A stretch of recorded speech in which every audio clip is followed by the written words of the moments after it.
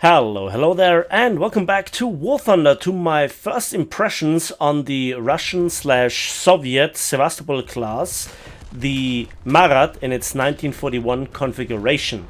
This premium battleship is the third that I will cover in a first impression style video, and it is rank 5, battle rating 6.7. I will somewhat compare it to the USS Arkansas, the US premium battleship, and also the German SMS Nassau, which is at battle rating 6.3. I think when it comes to the Marat, it is deceiving you in you thinking that it has not the best armor, yet it is, in my opinion, the most survivable under most circumstances.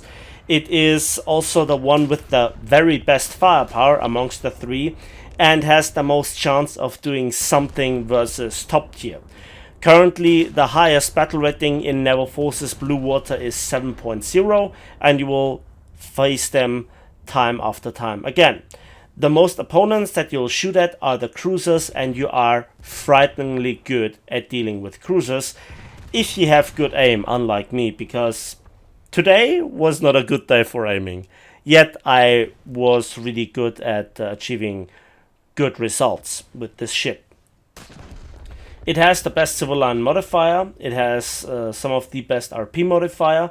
However, I still think that it is more effective to put a talisman on the Patritskaya Komuna and the Kronstadt. Not just because both are rank 6 and therefore can in the future research upcoming rank 7 at some point down the line, but they are also, well, a bit better.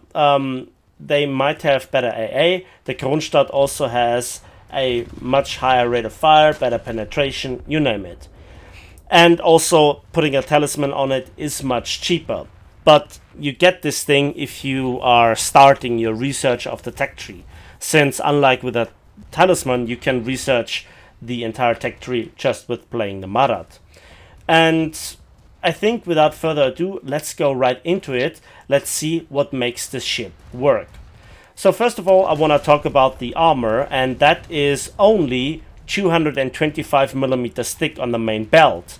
However, the majority of it is underwater. There is not a lot of ship area to hit compared to some other ships. And this also protects much better versus diving shells than a lot of the other battleships. Versus while the USS Arkansas might sit a bit too high in the water, this ship seems to be a bit too low in the water. But that is not a big problem for the ship itself. And you also have an icebreaker in the front of 125mm, and the upper belt is 125mm.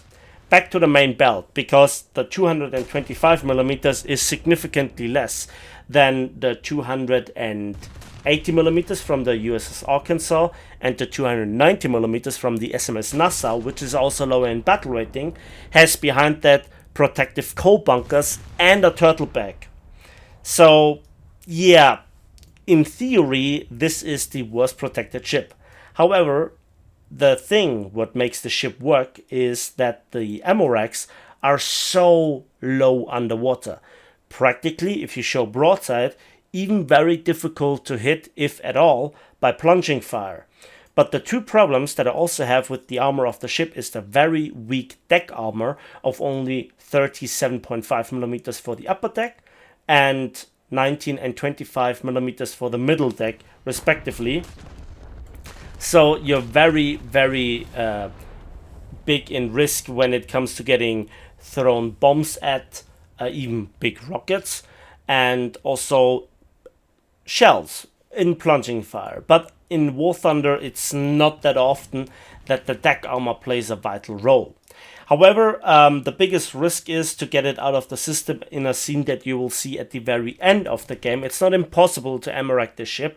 When you angle at range, then the shells have enough room to dive through the deck and then actually dive inside of the ship into an ammo rack or a magazine.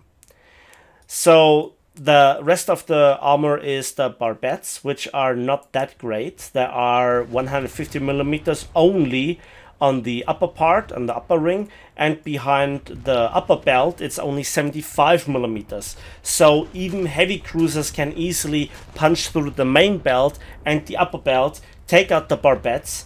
The turret faces are actually much better with 203 millimeters, angled at somewhat around 35 degrees. And the rear of the turrets, which act as a counterweight, are 305 or 12 inches. 305 millimeters, I should say. So you have 4 triple turrets and you have 30-second reload, giving you the same DPM formally than the USS Arkansas or the German SMS Nassau with its 20-second reload for 8 11-inch guns. But a few other things before we come to the ammo, which is really what makes the ship work. You have some AA, but not the best AA.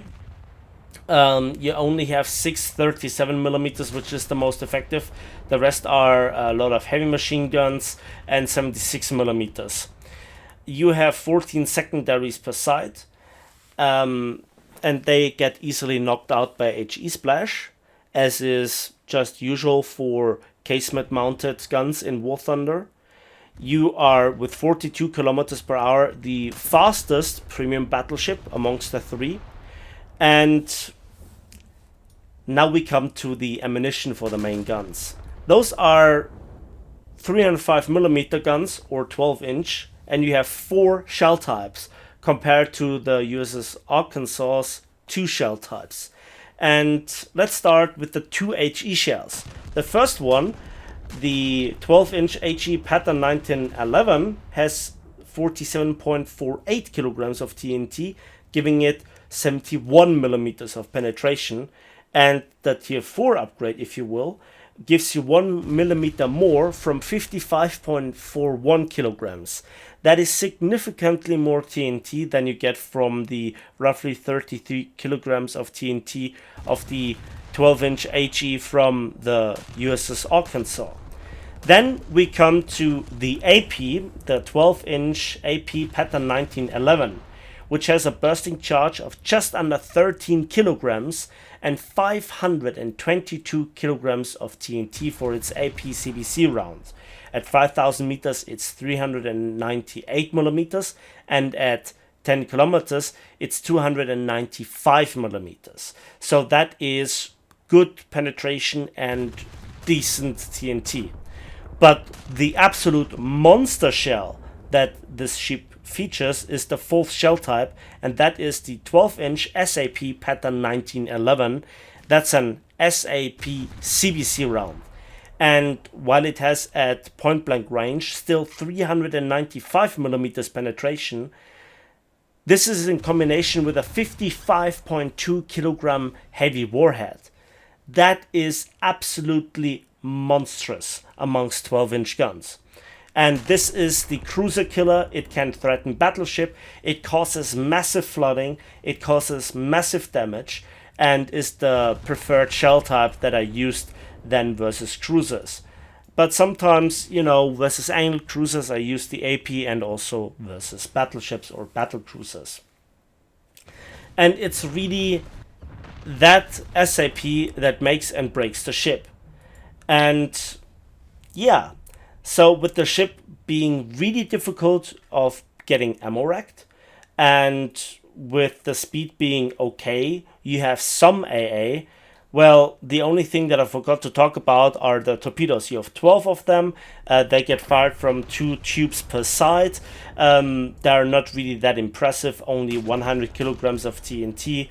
They are a weapon of opportunity, but nothing really to hunt enemy ships with. And so this is a really solid ship. I have been destroyed only once so far in the battles. The main reason why the seas of War Thunder are not flooded with things, see what I did there, is because there is currently nothing new to research in the Russian/Soviet tech tree. And yeah, $70 euros gaijin coins is just a lot to ask for.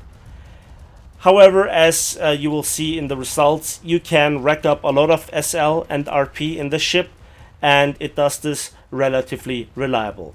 And let me know in the comment section what you think about this ship, because I think this is, in a certain aspect, a little bit the full Russian bars experience.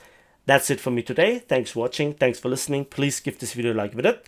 For me, it means the world. For you, it's just a click. Subscribe if you want to see more. And we'll see each other on the battlefields, in the skies, and on the waves of War Thunder.